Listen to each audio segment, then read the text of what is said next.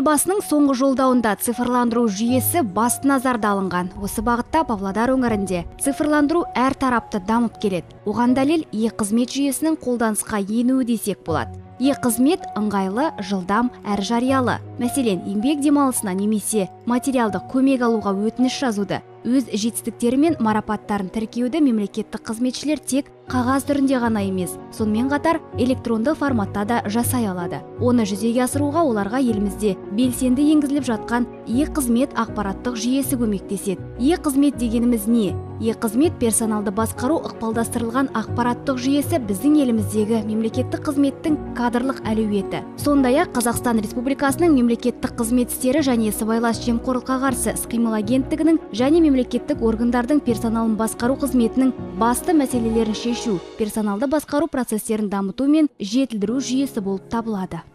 Мемлекеттік қызмет саласында жаңағы цифрландыру бұл көп жаңағы мүмкіндіктер беріп отыр. Неге десе, мыңдаған адамдар жасайтын қызметті жаңағы жаңа технологиялар арқылы оңтайландыру арқылы жаңағы кадрларды тек қана жаңағы автоматтандыру жүйесінде бірнеше ғана қадам жасауға мүмкіндік беріп отыр. Жаңағы айтып отырған бізде e-қызмет ақпараттық жүйесі бар. Бұл 2016 жылдан бастап толық мемлекеттік аппаратқа енгізілген болатын. Қазіргі уақытта барлық жалпы Қазақстан бойынша, сонымен қатар жаңағы Павлодар облысы бойынша ақпараттық жүйе e-қызмет ауылға дейін жеткен. E-қызмет жүйесі бұл дербес басқарудағы бірыңғай интеграциялық ақпараттық жүйе. Бұл жүйенің енгізілу орталық және аймақтық деңгейде мемлекеттік қызметшілер туралы толықтай кадрлық ақпаратты онлайн тәртібінде алуға, сондай-ақ қағаздық құжат айналымды азайтуға бағытталған. Бүгінде Павлодар облыстық жер қойнауын пайдалану, қоршаған орта және су ресурстары басқармасында e-қызмет жүйесі қолданылып келеді. Мамандар бұл жүйенің тек тиімді бағытын көруде екенін айтуда. Мақсаты мемлекеттік органдардың кадр қызметінің сапасы мен кәсіби біліктілікті арттырып, халықаралық тәжірибеге сәйкес мемлекеттік органдардың персоналын басқару. Басты міндет сапаны арттыру.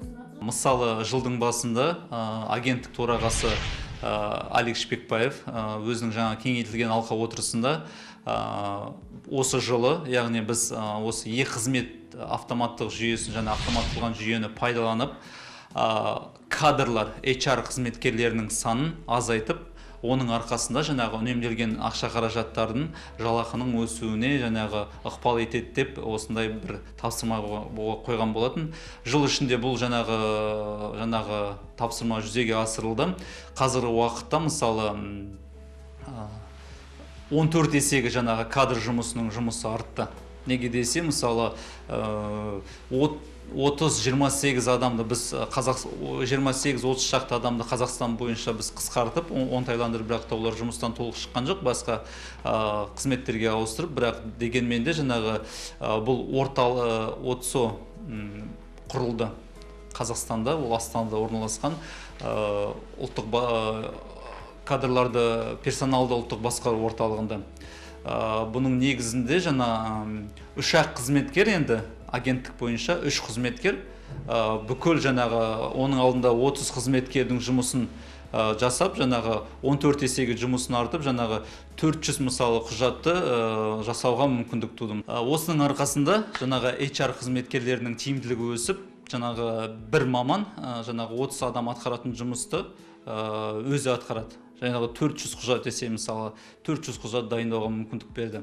Бұны біз қалай дейміз? Жалпы бұл орталықтан автоматты түрде қызмет көрсету. Кез келген маман, жаңағы біздің департаментте кадр қызметкері жоқ.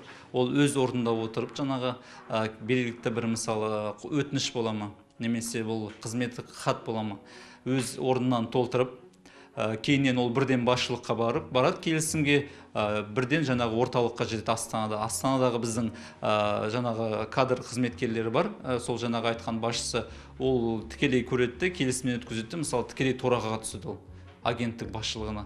Бүгінде облыс орталығында e-қызмет жүйесінің жұмысы бойынша орталық мемлекеттік органдардың аумақтық бөлімшелері, облыстық және аудандық деңгейдегі жергілікті атқарушы мемлекеттік органдардың персоналын басқару қызметкерлеріне оқыту ұйымдастырылуда. Ол презентациялар көмегімен кіші жүйелердің жұмыс істеуін көрсету және әдістемелік материалдарды тарату арқылы жүзеге асырылуда.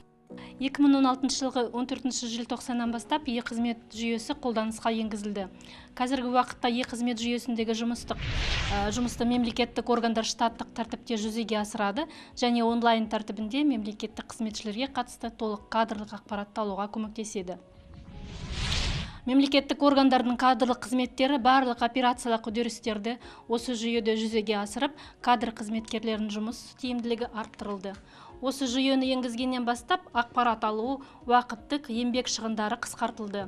Мысалы, біздің агенттікте 28 кадр қызметкерлері қысқартылып, аумақтық департаменттерге агенттік жанында персоналды басқару орталығын 2 операторы қызмет көрсетеді. Осылайша кадр маманының тиімділігі 14 есе арттырылды. Сондай-ақ мемлекеттік басқару академиясының Павлодар облыстық филиалында мемлекеттік қызметшілерді қайта даярлау курстарынан өткізіп, біліктіліктерін арттыру бойынша арнайы семинар сабақтар өткізіледі. Қайта даярлау курстары 120 академиялық сағаттан тұрады. Оқу мерзімі 3 аптаны құрайды. Бұдан бөлек екінші жартыжылдықтан бастап мемлекеттік қызметшілерді оқыту жоспарына ақпараттық және киберқауіпсіздік деп аталатын 6 сағаттық жаңа бағдарламада енгізілмек. Бұл курстарға жалпы облыс бойынша барлық мемлекеттік органдардың мемлекеттік тыңдаушылары 3 жұмалық қайта даярлау курстарынан өтіп шығады.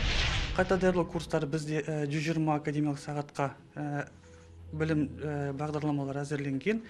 Оның ішіндегі мемлекеттік қызметшілердің жалпы кәсіби құзыреттіліктерін шыңдайтын, қалыптастыратын барлық пәндер қамтылған. Екінші, қайта біліктілікті арттыру семинарлары бізде мемлекеттік органдарында тағы да барлық мемлекеттік қызметшілері шыңдай алады. Оның негізгі мақсаты қосымша біліктілікті жоғарылату. Ол біздің семинарлар 1 күндік, 3 күндік, 4-5 күндік болып бөлініп жатады. Ол жерде де негізгі тақырыптарымыз барлығы мемлекеттік қызмет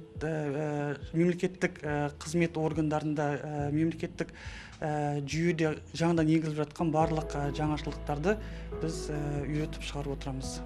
Жалпы алғанда мемлекеттік қызмет саласында цифрландыру қарқынды дамып келеді. Оған тағы бір дәлел, мемлекеттік қызметшілерде жеке куәліктің орнына, жұмыс орнына, белгілі органдарға кіріп шығу кезінде ID картаның қолданылуы. Бұл қанатқақты жобаны мемлекеттік қызмет істері және сыбайлас жемқорлыққа қарсы іс-қимыл агенттігінің төрағасы Алик Шпекбаев өткен жылы алдымен өз агенттігіне енгізген болатын. ID картада қызметкердің аты жөні, сонымен қатар жаңағы лауазымы бар, телефон нөмірі бар, электрондық нөмірі бар, электрондық мекенжайы, және де жаңағы айтқан қызметте жұмыс істеуге байланысты бұл болашақта енді осындай ой, кастокен деген кілт бар, жаңағы өз өтінішіне қол қою үшін жаңағы осы кастокенмен қол қоясың, электрондық қолтаңба ретінде.